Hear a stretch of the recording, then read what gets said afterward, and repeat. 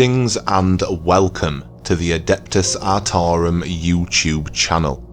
I'm your host for this short video, Caros Retinue, and today I aim to cover the lore surrounding a character that I personally deem to be one of the most interesting concepts within the entirety of 40k human history. And I'm sure that this is a feeling that you too will come to share by the end of this video. Throughout the video I've spent a little time also just explaining some of the relevant lore surrounding this character, helping to better explain his origins, even if that lore doesn't directly involve him.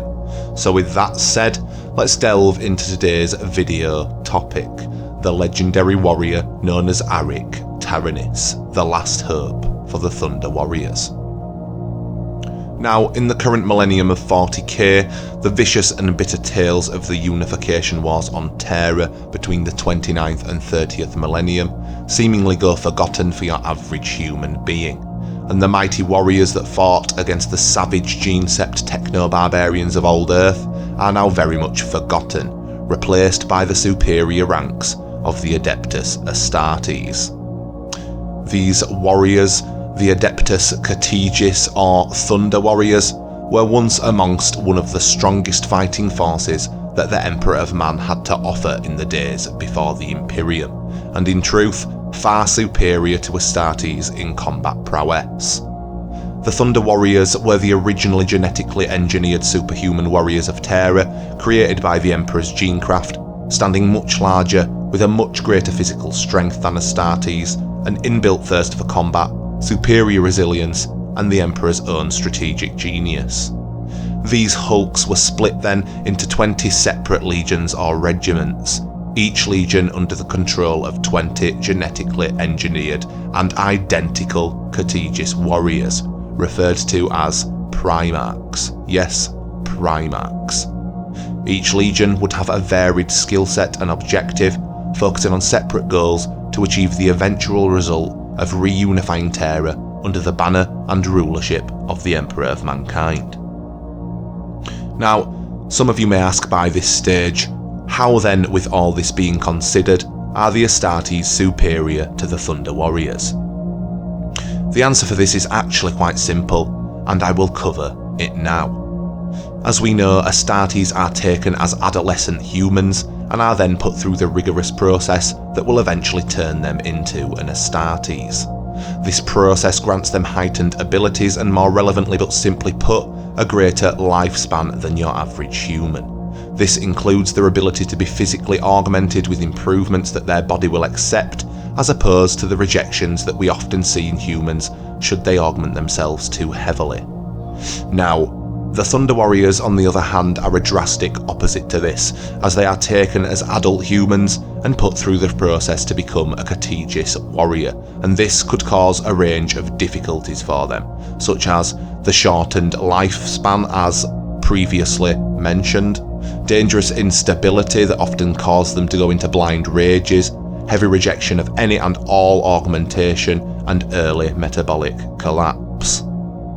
The Thunder Warriors fought legendary battles for the Emperor throughout the Unification Wars, and the thought of a future of peace on Terra filled them with determination, standing unyielding, giving a magnificent display of loyalty and fearlessness, until the foes of the Emperor were on the cusp of being vanquished. And in the year 669 Millennium 30, the Thunder Warriors would take their final stand of the Unification Wars atop a Terran mountain named Mount Ararat. Marching proudly under the banner of the Emperor of Mankind was Commander Arik Taranis, one of the first Catigis battle brothers to be created and worthy of his armour. Arik, by this stage in his career, had forged himself a legend of his own, claiming many great and prestigious titles such as the Victor of Gaudois, the Butcher of Scandia, the Throne Slayer, and many, many more. Alongside his fellow battle brother and lieutenant Gotha, Arik fought viciously atop Mount Ararat, and in this situation they fought more fiercely than they had ever before, slaying the last of those who would dare to oppose the Emperor or his will. Now, the Imperial record from this conflict would go on to state that Commander Arik would, after the conflict, gain the honour of raising up the sacred lightning banner of his Emperor before succumbing to numerous mortal wounds he had received amidst the heat of the final battle. Arik's achievements would gain him a status of legend within the writings of the foundations of the Imperium, and from the perspective of humanity, there he died as a hero, having served his purpose, perishing in the name of his beloved God Emperor, and the thought that the ideals that would now come to dominate Terra would bring a new age of peace. The actions of Taranis upon Mount Ararat saw him titled within the Imperium as the Lightning Bearer, his legend still resonating within the minds of Space Marines of the 42nd millennium as a character to strive to be, a martyr willing to give his life for the glory of the Imperium, and a warrior able to achieve great feats of combat. The realities of the event atop Mount Ararat were, however, much, much darker. For as Arik Taranis stood proudly brandishing the lightning banner, the cries of his brothers could not be ignored. Within this moment of victory would come the sudden realisation that he had been betrayed.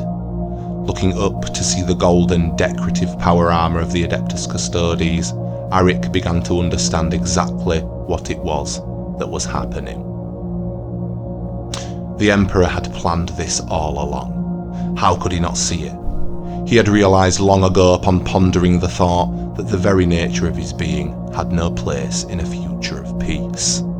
And the Emperor now saw it necessary to remove he and his brothers, as they had never truly been incorporated into the future plans of the Imperium.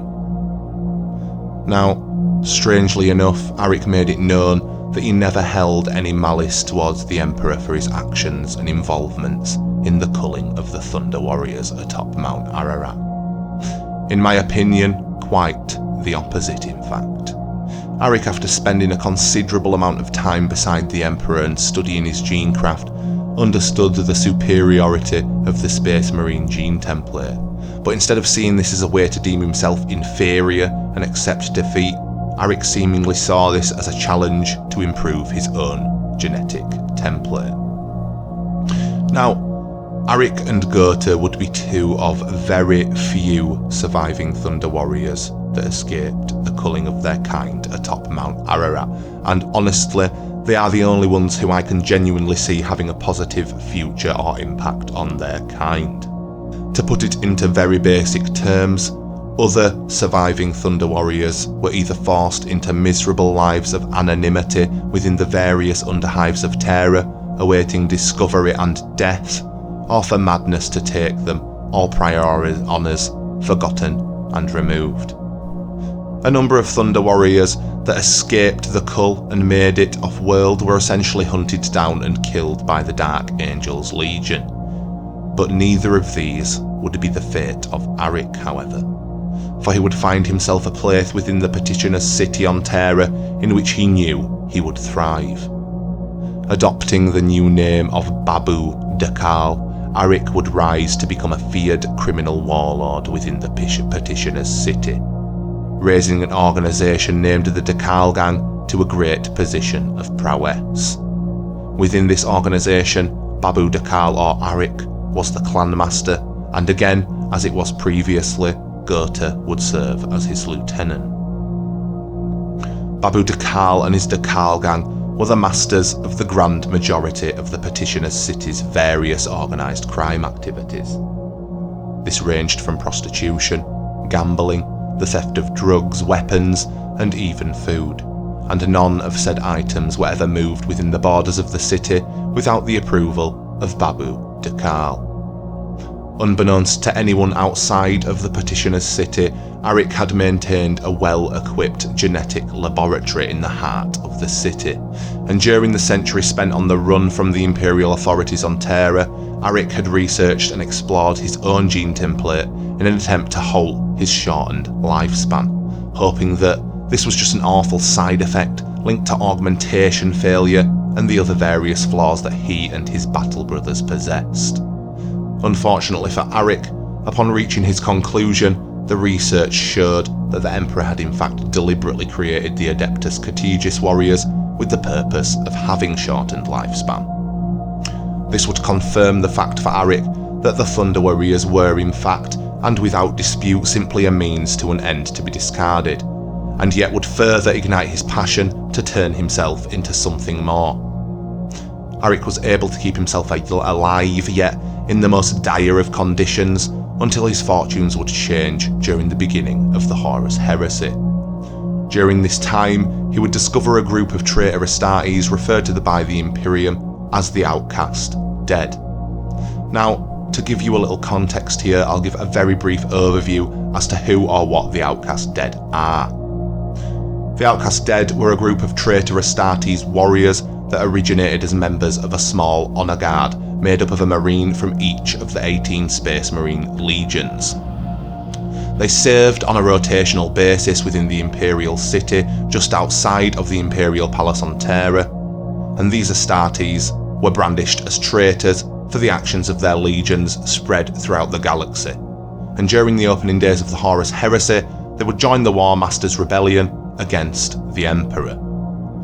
These Astartes would eventually be captured by Imperial forces and imprisoned within Kangba Maru, the famed Legio Custodes prison located deep beneath the mountain peak of Rakaposhi in the Hamalzian mountain range on Terra.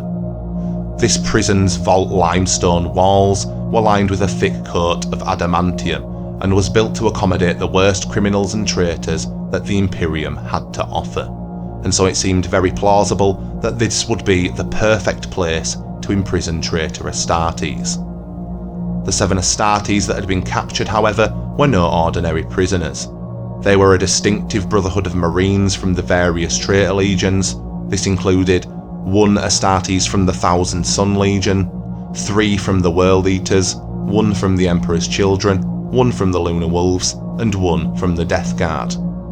Together, these Marines would be some of the only recorded prisoners in Imperial history to manage to escape Kangba Maru's virtually impenetrable walls, and they serve as a very interesting example of traitor Marines working as one within a circumstance that's quite different to that of what you would see in the current millennium within the ranks of Chaos Undivided. Now, I could get lost on the topic of the Outcast Dead, but I'm only going to reiterate what I deem to be relevant to today's video topic, so I guess the question is, where do these rogue Astartes fit into the tale of Commander Arik? Well, Arik would encounter the Outcast Dead at the Temple of Woe, a location within the slums of the Petitioner's City, wherein the Outcast Dead had been successfully and unfortunately hunted by an Imperial hunting force that had been tracking their movements since their escape from Kangba Maru. During the onslaught, the grand majority of the Outcast Dead Astartes were killed by Imperial forces, but Taranis and Gota, on the other hand, would take advantage of this distraction and escape the conflict, essentially. Now, as they made their exit from the battlefield, Arik noticed the corpse of a traitor Astartes long strung across the floor, and he would think about all that he had learned and seen, considering and concerning the Emperor's genecraft. He knew what he must do. Arik would take the progenoid gland from this fallen Astartes, then he and Gota would successfully escape with a renewed sense of hope for their unfortunate condition. Back in his laboratory, Arik would experiment with these ill-gotten samples, using gene samplers as a means to extract the necessary information encoded within the gland, and eventually he saw it decoded and cloned the gland for use upon himself and Gota. With this, Arik had unravelled the complexities of his biological nightmare that he and his brothers had endured for so long, and his discoveries would serve as the vitally missing piece that would allow him to extend his and all other remaining Thunder Warriors' lives. Now, though it isn't specifically stated anywhere in the lore as to the process, it's fair to assume that after this discovery, Arik implanted both himself and Gota with these perfected glands, in turn extending their lives and fixing one of the main flaws that essentially deemed them inferior to their successors, the Astartes. Now, this is unfortunately where legitimately established written lore comes to an end. However, from the knowledge that at least 2 Thunder Warriors were alive at the very beginning of the Horus Heresy and had possibly been implanted with these new glands, it's very fair to assume that the possibility of their continuation as a being within the 42nd millennium could in fact be very plausible.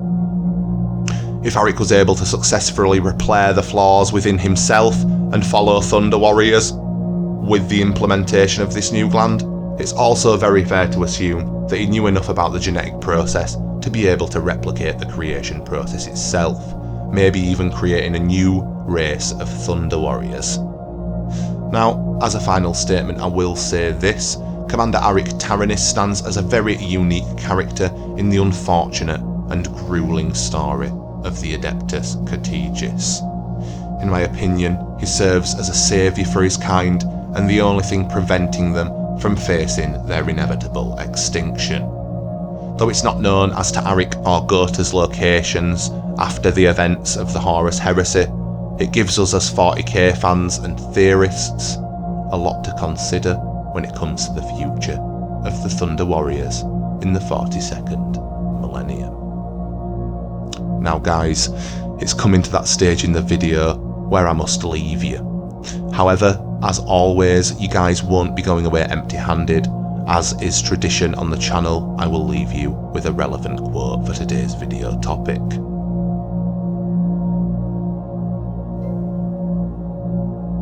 Alas, for them the warriors of caged thunder, and with whom lightning smote, they have burned the brightest in glory, but burned brief.